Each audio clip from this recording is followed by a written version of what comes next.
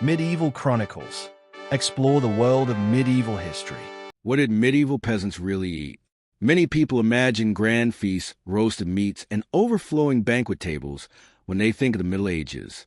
But for the vast majority of people, the reality was very different.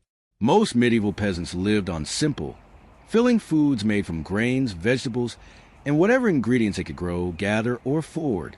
Their meals were humble, yet they provided the nourishment needed to work long days in the fields, tend livestock, and support their families. At the heart of this diet was a dish known as pottage, a simple stew that fed generations of people across medieval Europe. In this video, we'll explore what medieval peasants really ate, what they drank, and some surprising foods that had not yet reached Europe during the Middle Ages. Breakfast for a medieval peasant was usually simple, practical, and designed to provide energy for a long day of work. A typical morning meal might consist of coarse bread, a mug of ale or small beer, and perhaps leftovers from the previous day's pottage. Unlike today, many people did not begin the day with a large cooked breakfast. Food had to be affordable, and every ingredient was valuable. Ale was one of the most common drinks. It was brewed in villages and households across medieval Europe, and was often consumed by both adults and children in weaker forms. For most peasants, breakfast was not about luxury. It was about providing enough nourishment to begin another day of farming, labor, and daily life. At the heart of the medieval peasant diet was a simple dish known as pottage.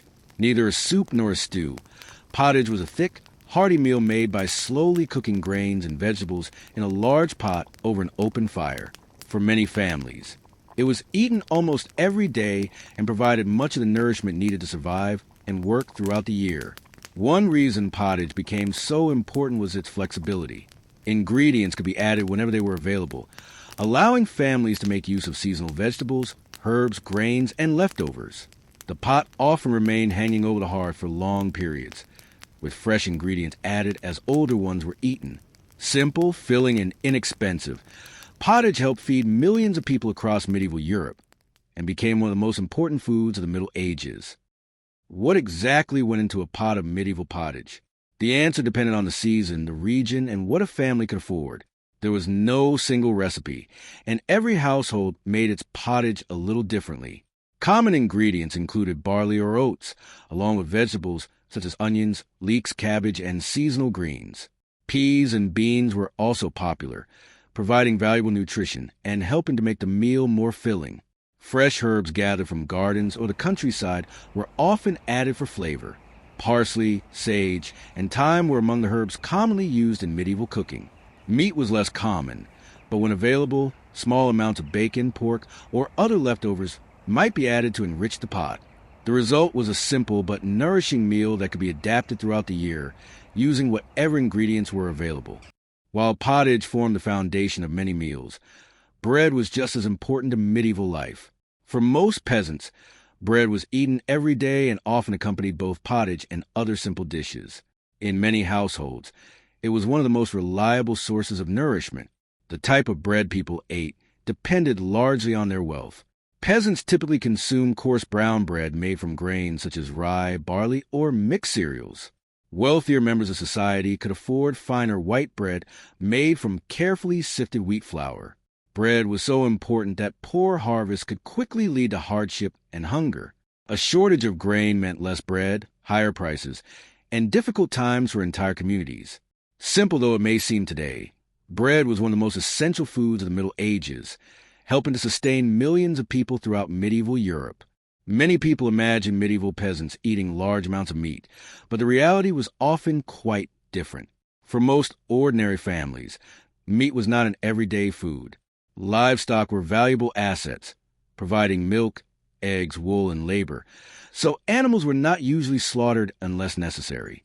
That doesn't mean peasants never ate meat.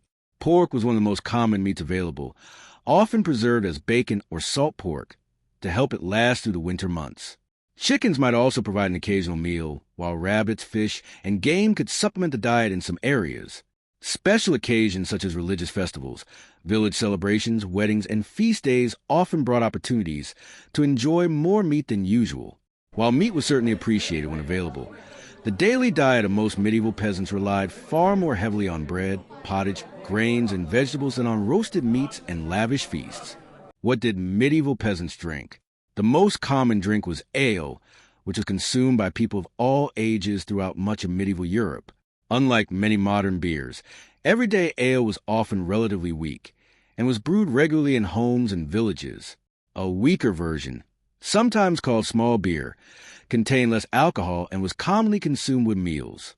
It provided a source of calories and was an important part of daily life. Milk was also available, particularly in rural communities where families kept cows or goats. However, fresh milk spoiled quickly and was often turned into butter or cheese. Water was certainly drunk as well, especially from clean wells, springs, and streams. However, the quality of water could vary, particularly in crowded towns where contamination was more common. For most medieval peasants, ale, bread, and pottage formed the foundation of everyday life, providing both nourishment and energy for long days of work.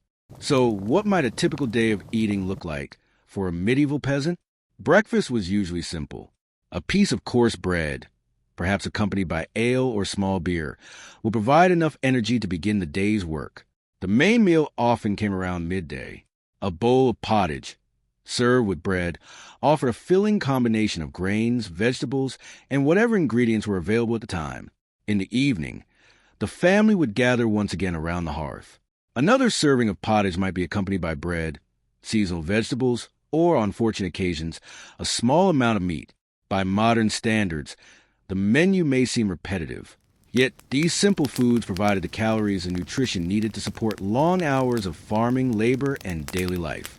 For countless medieval families, bread, pottage, and ale formed the foundation of their diet for generations. Some of the food we consider everyday essentials would have been completely unknown to medieval peasants. There were no potatoes, no tomatoes, and no sweet corn.